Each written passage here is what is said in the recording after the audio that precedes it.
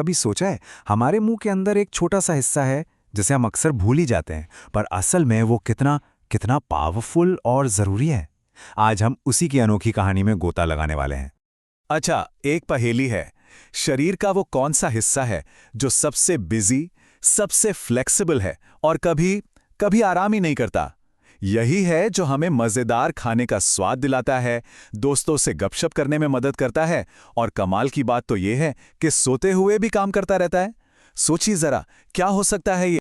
जी हाँ, बिल्कुल सही। ये है हमारी जीभ। हमारे मुंह का वो, कह सकते हैं, अनसंग हीरो जो पर्दे के पीछे रहकर चुपचाप सारे काम निपटाता है। तो आज इसी हीरो के कुछ अविश्वसनीय कारनामों से पर्दा उठाते हैं। तो चलिए फिर शुरू करते हैं। इस कमाल के अंक के अंदर झांक कर देखते हैं।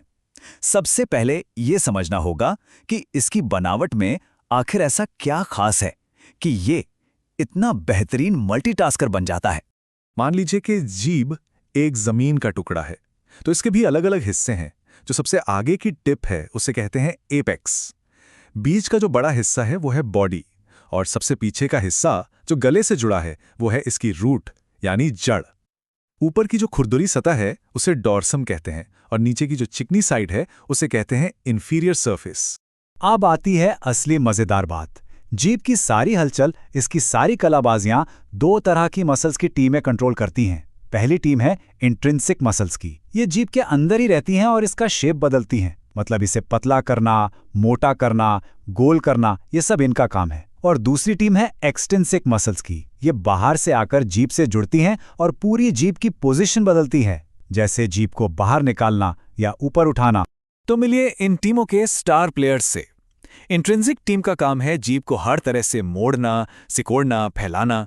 और एक्सट्रिंसिक टीम में एक सुपरस्टार है ज़ेनियोग्लॉसस।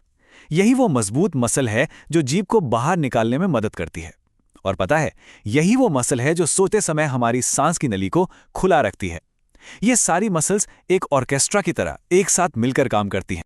अच्छा, ज्यादातर लोग सोचते हैं कि जीभ का काम बस स्वाद चखना है, लेकिन यकीन मानिए इसके टैलेंट की लिस्ट तो बहुत बहुत लंबी है। तो चलिए देखते हैं कि ये स्वाद चखने के अलावा और क्या-क्या कमाल करती है। जब हम खाना खाते हैं ना, तो हमारी जीभ एक एक्सपर्ट शेफ बन जाती है। सबसे पहले ये खाने को लार के साथ मिलाकर उसका एक मुलायम सा गोला तैयार करती है। इसे बोलस कहते हैं।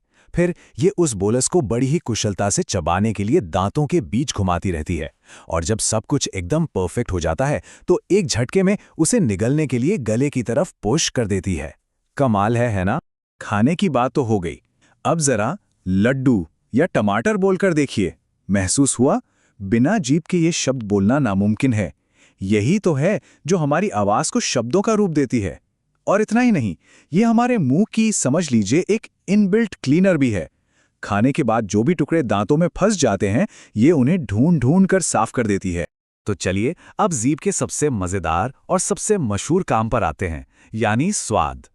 आइए स्वाद की इस लजीज दुनिया में एक डुबकी लगाते हैं और समझते हैं कि ये अलग अलग फ्लेवर आखिर हमें महसूस कैसे होते हैं। हमारी जीभ की जो टेस्टिंग लैब है ना, वो मेन रूप से 5 बेसिक स्वादों को पहचानती है। मीठा जैसे चॉकलेट, नमकीन जैसे चिप्स, खट्टा जैसे नींबू, कड़वा जैसे करेला, और हाँ, एक पांचवा भी है उमामी। ये वो सेवरी स्वाद है जो हमें टमाटर या चीज़ जैसी चीज़ों में मिलता है। तो सवाल यह है कि ये स्वाद हमें पता कैसे चलता है?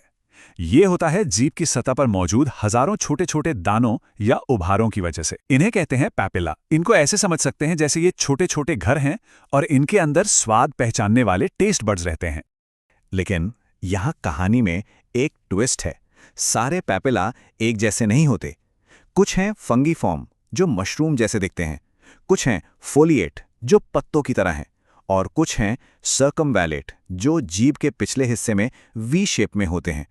इन सब में टेस्ट बड्स होते हैं, लेकिन एक चौथा टाइप भी है जो सबसे अलग है। और ये है वो हैरान कर देने वाली सच्चाई। जीभ पर जो सबसे ज्यादा पैपिला पाए जाते हैं, यानी फिलिफॉर्म पैपिला, वो असल में स्वाद चख ही नहीं सकते। जी हाँ, उनमें एक भी जीरो टेस्ट बड होता है। तो फिर उनका काम क्या है? उनका काम है खाने पर ग्रिप बनाना, ठीक एक ब्रश के रेशों की तरह, ताकि खाना मुंह में फिसले नहीं। है ना कमाल की बात? जीभ सिर्फ खाने का स्वाद ही नहीं बताती, ये हमारे अंदर की सेहत का आईना भी है।